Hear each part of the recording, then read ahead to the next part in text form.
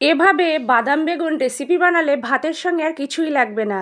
ভীষণ tasty recipe. নমস্কার, আপনাদের সবাইকে আমার চ্যানেলে স্বাগত জানাচ্ছি। আমি আজকে আপনাদের সঙ্গে শেয়ার করব বাদাম বেগুন রেসিপি। ভাতের সঙ্গে খেতে খুবই ভালো লাগে, এছাড়াও রুটি লুচির সঙ্গেও পরিবেশন করা যায়। খুব সহজে মাত্র কয়েকটা উপকরণে বানানো যায়। সত্যি ভীষণ টেস্টি একটা রেসিপি।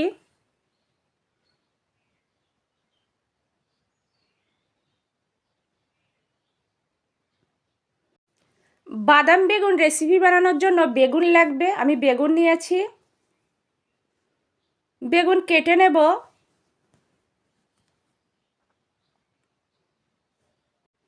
বেগুন আমি ঠিক এভাবে গোল গোল করে কেটে ভালো করে ধুয়ে নিয়েছি।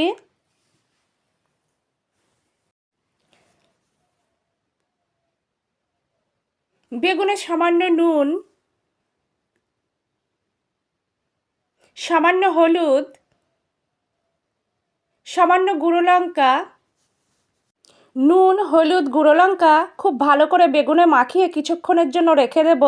এতে বেগুনের স্বাদটা খুব ভালো হবে। সমস্ত উপকরণ রেডি করার পর চুলায় কড়াই দিয়ে ভালো করে গরম করে নেব। কড়াই গরম হয়ে গেছে, পরিমাপ মতো সর্ষের তেল দেব। সর্ষের তেল গরম করে নেব। সর্ষের তেলে সামান্য হলুদ দেব যাতে তেল না ছিটকোয়।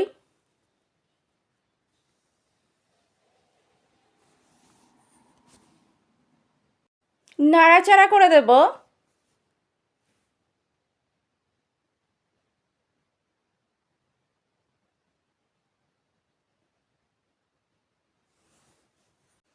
বেগুন দিয়ে দেব।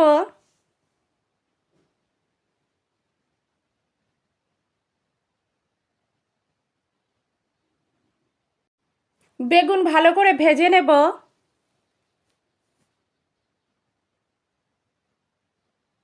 বেগুনের এক পিঠ ভাজা হয়ে গেলে অন্য পিঠ উল্টে দেব। এইভাবে উল্টে পাল্টে দুই পিঠ খুব ভালো করে ভেজে নেব।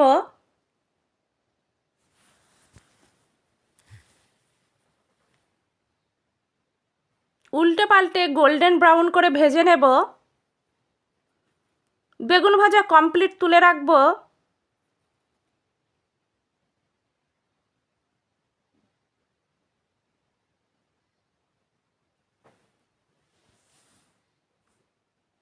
ওই তেলেই সামান্য পাঁচফোড়ন দিয়ে নাড়াচাড়া করে কিছুক্ষণ ভেজে নেব।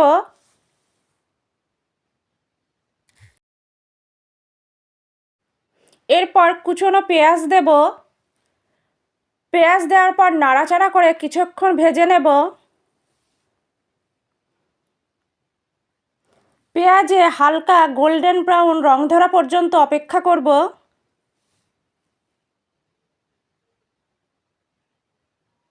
সামান্য নুন দেব যাতে পেঁয়াজ নরম হয়ে যায়। আরও কিছুক্ষণ নাড়াচাড়া করে পেঁয়াজ ভেজে নেব।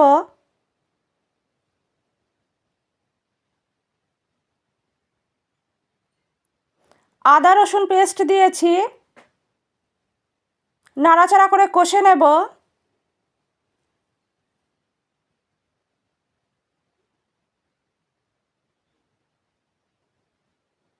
লঙ্কা গুঁড়ো দিয়েছি।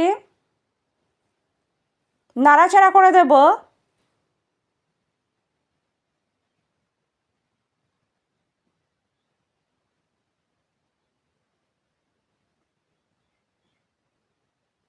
গোটা রসুন দিয়েছি।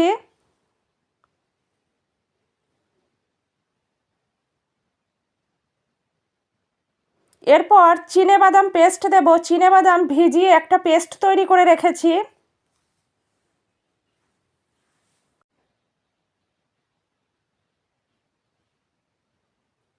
চিনেবাদাম পেস্ট দিয়েছি। নাড়াচাড়া করে দেব।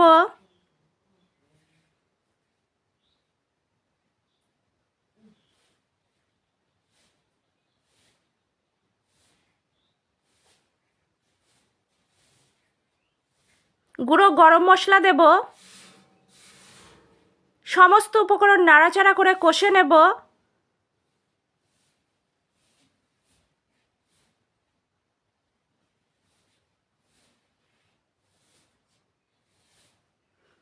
মশলা খুব ভালো করে কষতে হবে।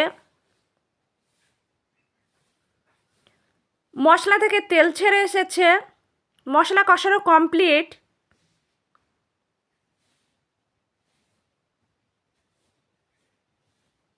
পরিমাপ মতো জল দেব, আমি এখানে গরম জল ব্যবহার করছি। ভালো করে নাড়াচাড়া করে দেব।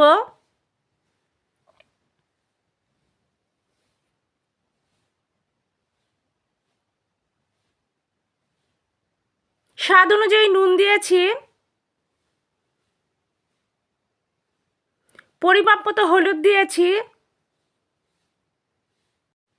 নাড়াচাড়া করে দেব। গ্রেভি আমার তৈরি। এরপর আগে থেকে ভেজে রাখা বেগুন দিয়ে দেব।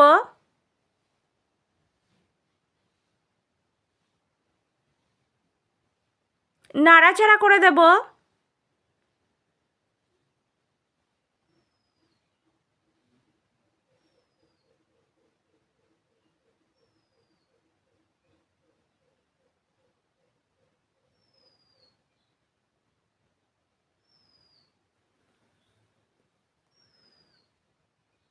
জাল করে সেদ্ধ করে নেব, যদিও বেগুন অনেকটাই সিদ্ধ হয়ে গেছে ভাজার সময়।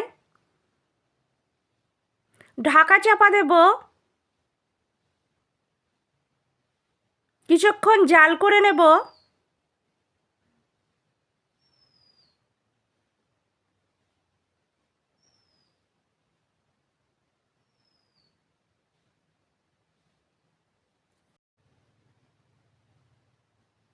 রেসিপিটা প্রায় শেষের দিকে। এই পর্যায়ে চিড়ে রাখা কাঁচা লঙ্কা দেব। নাড়াচাড়া করে দেব।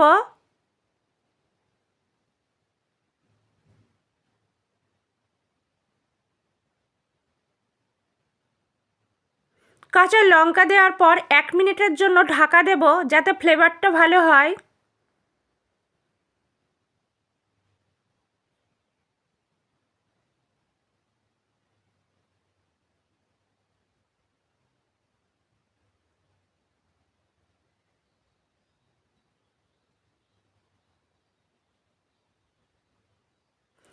আমার আজকের রেসিপি বাদাম বেগুন একদম কমপ্লিট।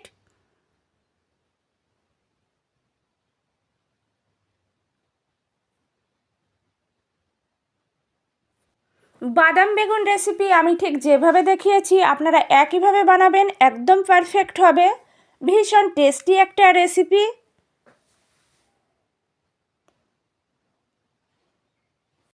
আমার আজকের রেসিপি ভীষণ টেস্টি রেসিপি বাদাম বেগুন পরিবেশনের জন্য একদম রেডি।